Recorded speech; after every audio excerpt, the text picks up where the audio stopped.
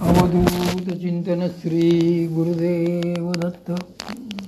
माझ्या सर्व साधक बंधू भगिनींनो, वामनराज प्रकाशन पुणे या संस्थेची जी काही पुस्तकं आहेत त्यातले परमपूज्य सौ शकुंतलाताई आपटे यांनी लिहिलेले तरी का ऐसे करी या पुस्तकात काल आपण शरीरातील महाभारत वाचलं. आज आपण हे नवरत्न माळा गोमटी मग देव म्हणे पंडू सुता आणि योगामी विवस्थता कथिला परी ते वार्ता बहुवा दिवसांची. आपण श्री ज्ञानेश्वरीचा जो 4था अध्याय वाचनाकरिता घेतला आहे त्यात श्री भगवंतांनी संपूर्ण ब्रह्मार्पण योग सांगितला आहे. या ब्रह्मार्पणालाच श्री संत एकनाथ महाराजांनी कृष्णार्पण असे म्हटले आहे. योगाचा लोप हा योग सांगताना देवांनी अर्जुनाला सुरुवातीलाच म्हटले की तुला हा जो काही योग आम्ही सांगणार आहोत तो आम्ही पहिल्यांदा विवस्वानाला सांगितला होता आणि नंतर विवस्वान रवीने तो मनूला सांगितला. या मनूने पुढे तोच योग स्वतः त्याचा अनुभव घेऊन इक्ष्वाकू राजाला सांगितला आणि इक्ष्वाकूला सांगितल्यानंतर त्याने पुढे तो इतर राजांना सांगितला. अशा तऱ्हेने त्याचा प्रसार होत गेला. म्हणजे त्यानंतरच हा योग काय आहे हे सगळ्यांना माहीत होत गेले. मात्र अर्जुना पुढे तो योग लोप पावला. हल्ली तर तो जाणणारा कुणीच उरलेला नाही. म्हणूनच आज आम्हाला तो योग तुला पुन्हा सांगण्याची पाळी आली आहे. हे ऐकून अर्जुनाने श्री भगवंतांना विचारले की देवा, पण तो योग लोप तरी का पावला? त्यावर श्री भगवंत म्हणाले की जे प्राण्या कामी बर देहाची वरी आदर म्हणून पडिला विसर आत्मबोधाचा. श्री भगवंत किती सुंदर सांगतात बघा. ते म्हणतात की जे प्राण्या कामी बर.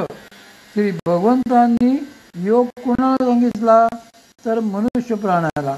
पण या प्राण्याने म्हणजे मनुष्य प्राण्याने वासनांवर भर दिला आणि त्यामुळे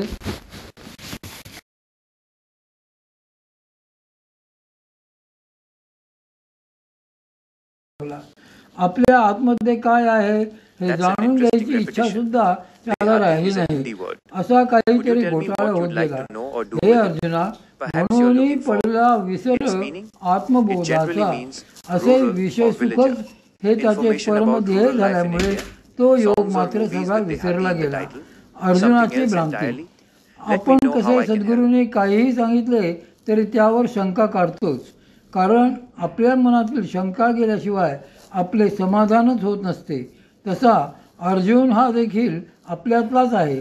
त्यामुळे श्री भगवंतांनी असे म्हटल्यावर लगेच तो शंका काढतो की देवा, तुम्ही पूर्वी जो काही योग सांगितलात तो पुढे लोप पावला, नाहीसा झाला, हे मला सगळे मान्य आहे. पण मला हे समजले नाही की तो आई की जे बहुता काळांचा आणि तू तब श्रीकृष्ण संपेचा म्हणून गा ये मातूचा विसंवाद. तो जो कोणी विवस्वान रवी होता तो बहुता काळांचा म्हणजे फार पूर्वीचा काळातला होता. तू मात्र आजच्या काळातला श्रीकृष्ण आहेस आणि तू तर म्हणतोस की तेव्हाच त्याला तू हा योग सांगितलास आणि तोही तू स्वतः सांगितलास. तर मग आत्ताचा तू केव्हा कसा काय उपस्थित होतास? मला हे कुठेतरी विसंगत वाटते.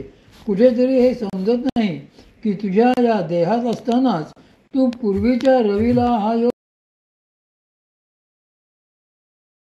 अर्जुनाला म्हणाले की बा पार्था, तुझी शंका अगदी बरोबर आहे. मात्र हाच तर तुझ्या विचारांमधला घोटाळा आहे. कोणता घोटाळा?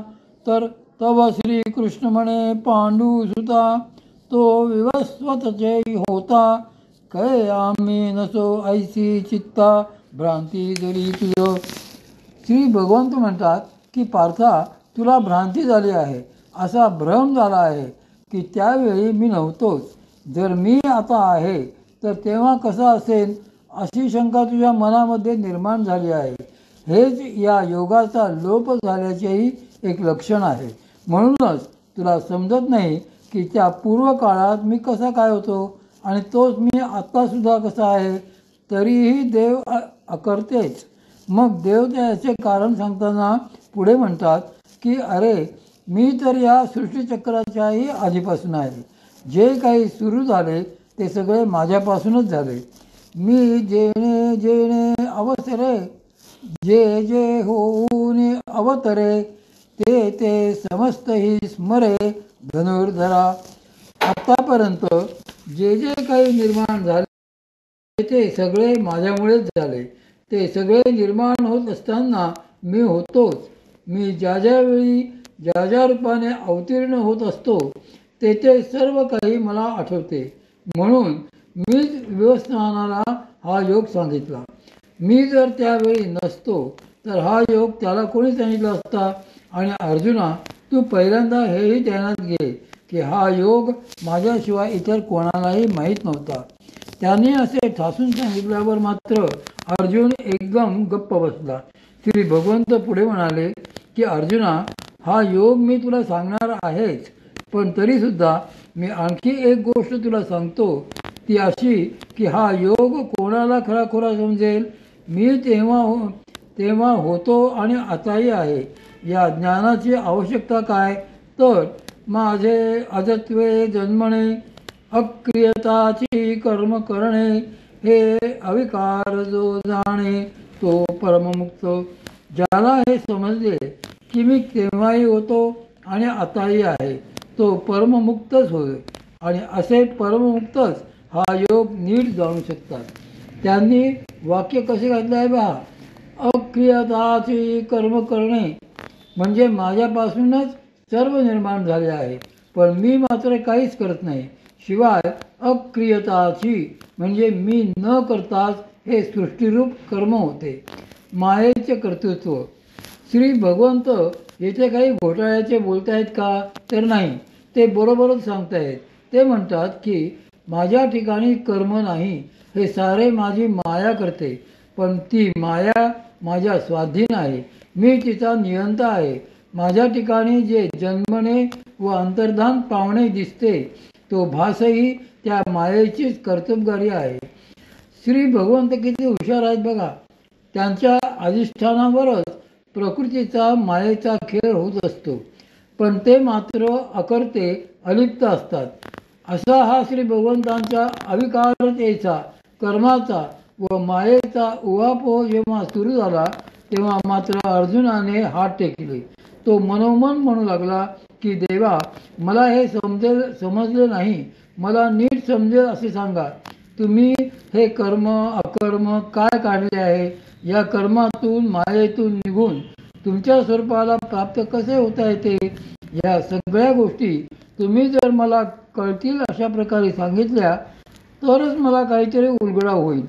अर्जुनाच्या मनातले असे विचार जाणूनच श्री भगवंत पुढे सांगतात की ये रवी तरी पाही जे जैसे माझ्या ठाई भजती तया मीही तैसाची भजे.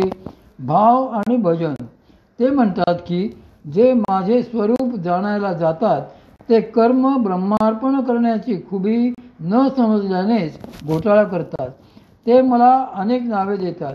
कोणी देव म्हणतात, कोणी देवता म्हणतात, कोणी देवी म्हणतात आणि अशी काहीतरी निश्चिती करूनच ते मला भजतात. मात्र असे ते ज्यावेळी मला भजतात त्यावेळी त्यांना काहीतरी फलाची अपेक्षासुद्धा असते. त्यांनी जर तशी अपेक्षा ठेवून माझे भजन केले तर मीही त्यांना तेवढेच पुरवतो. जे ज्या भावाने माझे भजन करतात त्याच भावाने मी त्यांना भजतो. म्हणजे काय, तुम्ही कधी पुण्यातला गणपती उत्सव बघितला आहे का. नसेल तर कधीतरी अवश्य बघायला जा. या फार मजा असते. हल्ली गर्दी मारामाऱ्याही असतात, तो भाग वेगळा. पण गणपती बघायचे त्यातल्या त्या दगडूशेठ हलवाई ट्रस्टचा गणपती बघायचा. ह्या गणपतीला भाविकांनी कित्येक नारळ वाहिलेले असतात. कोणी 21, कोणी 51, कोणी 101, कोणी 201 तर कोणी 1011. नारळाची अशी थोरली रास लागलेली असते. एवढे प्रचंड संख्येने नारळ बघून आपल्याला आश्चर्यच वाटते. जमलेली माणसे हे नारळ श्री गणेशांना कशासाठी वाहतात? कारण त्या श्री गणेशांना काहीतरी नवस करून माणसांना त्यांच्याकडून काहीतरी हवे असते, काहीतरी हवे म्हणूनच ते वाहणे असते. आता या संदर्भात देवांची भूमिका काय असते तर ते श्री भगवंत येथे सांगताहेत. ते म्हणतात की जय जैसे माझ्या ठाई भजती तया मीही तैसाची भजे. मला जो नारळ वाहतो त्याला मी त्याच्याच कर्मातले काहीतरी ॲडजस्ट करून देतो, ते घे आणि जा म्हणतो. म्हणजे आपलेच कर्म ते थोडेसे ॲडजस्ट करून देतात. आपण जसे त्यांना भजू तसेच तेही आपल्याला पावतात, म्हणजे भजतात. सारे कर्माचे खेळ. श्री भगवंत पुढे सांगतात की त्यांनी एकाची या कल्पिले अनेकत्वे. मी खरा एकच आहे. सगळ्या देवदेवतांच्या रूपानेही मीच आहे, बाकी काहीही नाही. त्यांना माझ्या वेगळे स्वतंत्र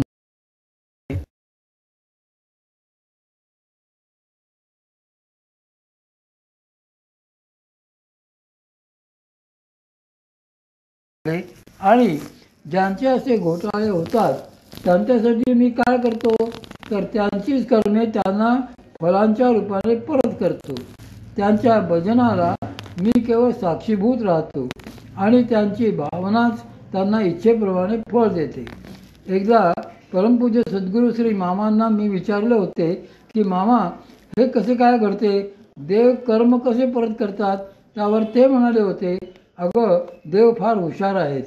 ते तुला काय हवे ते अगोदर तुझ्या कर्मात आहे का हे बघतात. ते कर्मात असेल तर देतात, नसेल तर देत नाहीत. मग लोक काय म्हणतात, अहो अमुक देव नवसाला पावत नाही. यात भगवंतांचे काही जात नाही, त्यांचे काहीच बिघडत नाही. पण माणसांचे मात्र बिघडते. माणसांच्या श्रद्धा बिघडतात, विश्वास बिघडतात, त्यांचे सगळे प्लॅनिंगच बिघडते.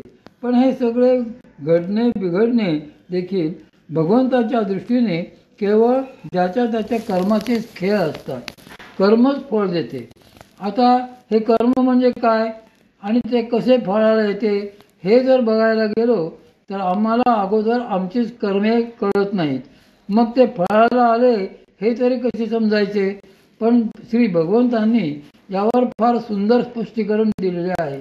श्री माऊली त्याच संदर्भात म्हणतात की एथ जे जे अपेक्षित ते तैसेची पावती समस्त. परी ते कर्मफळ निश्चित ओळख तू. ज्यांनी नवस केला आणि ज्यांना त्यानुसार काही मिळाले ते केवळ त्यांच्या कर्माचेच फळ असते. आपण हे लक्षात ठेवावे की ही काही देवांची खरी कृपा नव्हे, कारण खरी कृपा संत सद्गुरूच करू शकतात. देव हे संतांवर कृपा करतात आणि म्हणून संत हे सामान्यांवर कृपा करतात. अशी ती साखळी आहे, हे कायम लक्षात ठेवावे.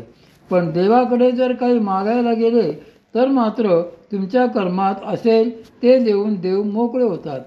आम्हाला त्याचे काही घेणे देणे नाही, असा रोखठोक जबाब त्यांच्याकडे असतो.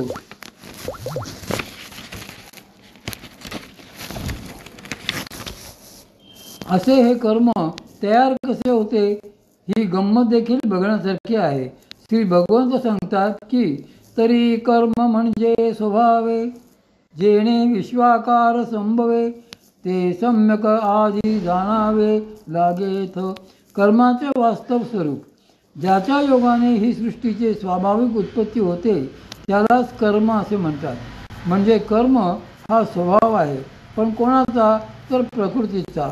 बायका नेहमी सांगत असतात की आम्ही काहीही विचारले तरी नवरा रागवतोच. रागावणे हा त्याचा स्वभावच आहे, त्याला दुसरे काहीच येत नाही. मग आपण काय करायचे? गप्प बसायचे का का आपणही बोलायचे? असे त्यांचे पुष्कळ प्रश्न असतात. पण जर नीट बघायला गेलो तर आपल्या लक्षात येईल की हा स्वभाव खरे तर मायेचा असतो, प्रकृतीचाच असतो. श्री भगवंतांपासून मायेने वेगळे होत जीव तयार झाला. त्या अविद्येने जीव जन्माला घातला आणि जन्माला आल्याबरोबर पहिल्यांदा त्याच्या मागे काय लागले तर तो स्वभाव म्हणजे कर्म. कर्माच्या साहाय्याने मायेने विश्व निर्माण केले. हे त्याकरता आधी जाणायला नीट समजून घ्यायला पाहिजे. आता जीवाच्या मागे लागलेली ही कर्मे किती आणि कशी कशी आहेत तर जीवाच्या मागे लागलेली कर्मे ही कमीत कमी 4 प्रकारांची असतात. नित्य कर्म, नैमित्तिक कर्म, काम्य कर्म आणि प्रायश्चित्त कर्म अशी ती 4 प्रकारची कर्मे असतात. कर्म चतुर्विध येथ नित्य आणि नैमित्त, काम्य आणि प्रायश्चित्त जाण